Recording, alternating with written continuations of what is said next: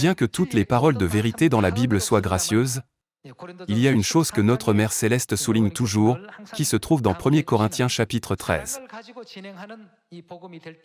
Elle a dit, l'Évangile peut avancer vers son achèvement lorsqu'il est fait avec amour. À ce propos, lisons 1 Corinthiens chapitre 13, verset 1. Quand je parlerai les langues des hommes et des anges, si je n'ai pas l'amour, je suis un airain qui résonne, ou une cymbale qui retentit.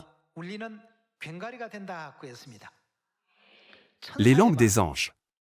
L'un d'entre nous est-il capable de le faire? Toutes sortes de langages humains. Même si une personne peut parler plusieurs langues et parler couramment l'anglais, l'espagnol et même le français, si elle n'a pas l'amour, elle ne sera qu'un airain qui résonne ou une cymbale qui retentit.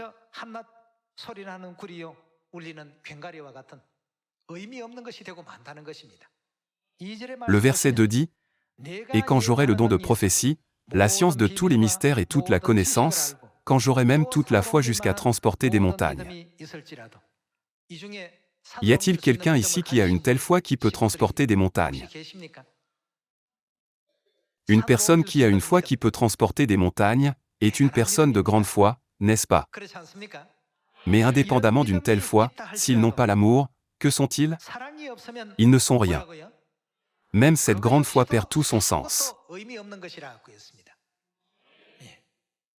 C'est une question très essentielle que nous devons comprendre. Lisons le verset 3. « Et quand je distribuerai tous mes biens pour la nourriture des pauvres, quand je livrerai même mon corps pour être brûlé, si je n'ai pas l'amour, cela ne me sert à rien.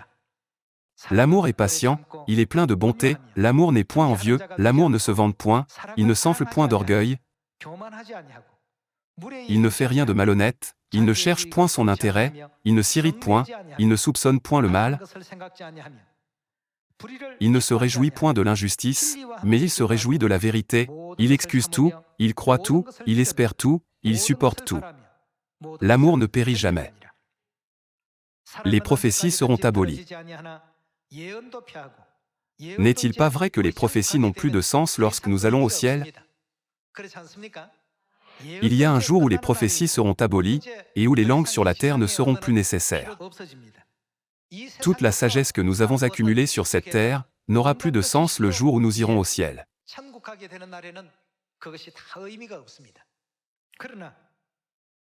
Mais qu'a dit Dieu sur l'amour? Cela ne cessera jamais. Dans le verset 13, il est écrit, « Maintenant donc ces trois choses demeurent, la foi, l'espérance, l'amour, mais la plus grande de ces choses, c'est, laquelle est la plus grande? L'amour. » Nous avons besoin de la foi et de l'espérance dans notre vie de foi, et nous avons également besoin de l'amour. Cependant, il est dit que le plus grand d'entre eux est l'amour. Nous avons tendance à dire facilement, faisons l'évangile ainsi, ou allons dans cette région aujourd'hui et prêchons ainsi. Pourtant, nous devons garder à l'esprit que la Bible nous enseigne continuellement que nous devons prêcher à chaque personne avec un état d'esprit plein d'amour. Passons à Colossiens chapitre 3, verset 12. Ainsi donc, comme des élus de Dieu, saints et bien-aimés, revêtez-vous de sentiments de compassion. Et de quoi devons-nous nous revêtir après? De bonté, et ensuite, d'humilité, et aussi, de douceur, et quoi d'autre? De patience. Il est dit que nous devons avoir des sentiments de compassion, de bonté, d'humilité, de douceur, de patience. Le verset 13 dit, « Supportez-vous les uns les autres, et, si l'un a sujet de se plaindre de l'autre, pardonnez-vous réciproquement. De même que Christ vous a pardonné, pardonnez-vous aussi. Mais par-dessus toutes ces choses, revêtez-vous de l'amour, qui est le lien de la perfection. » Frères et sœurs, nous devons faire l'Évangile avec le même cœur que celui de notre mère. Même si une personne a une foi qui peut transporter des montagnes, sans amour, tout cela ne reviendra à rien. Nous devons avoir l'amour. C'est pourquoi il est dit ici, revêtez-vous de sentiments de compassion, de bonté, d'humilité, de douceur, de patience. Supportez-vous les uns les autres, et, si l'un a sujet de se plaindre de l'autre, pardonnez-vous réciproquement. De même que Christ vous a pardonné, pardonnez-vous aussi. Mais par-dessus toutes ces choses, revêtez-vous de l'amour.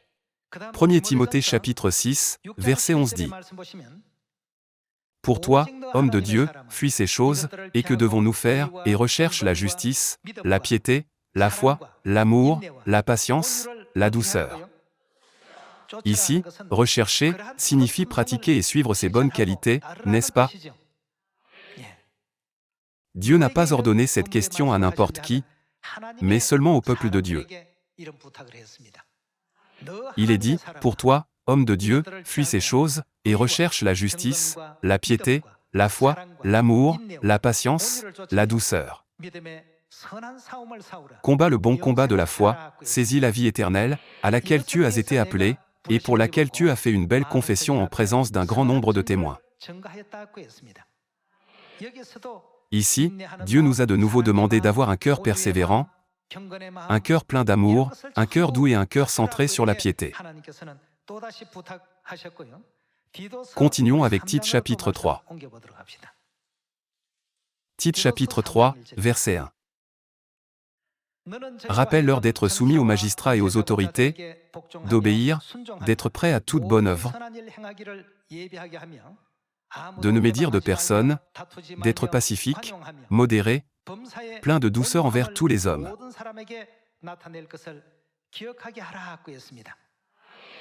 Ici, nous pouvons voir de nouveau que tout doit être fait avec douceur et amour. Certains peuvent penser, puisque nous croyons en Dieu, ne suffit-il pas d'observer le sabbat et la Pâque? Avons-nous vraiment besoin de changer notre caractère également? La Bible nous enseigne que c'est ce que nous devons faire. J'espère que nous pourrons tous devenir les enfants du ciel qui réalisent les commandements que Dieu nous a donnés, afin que nous puissions les mettre en pratique. Merci beaucoup. Que Dieu vous bénisse.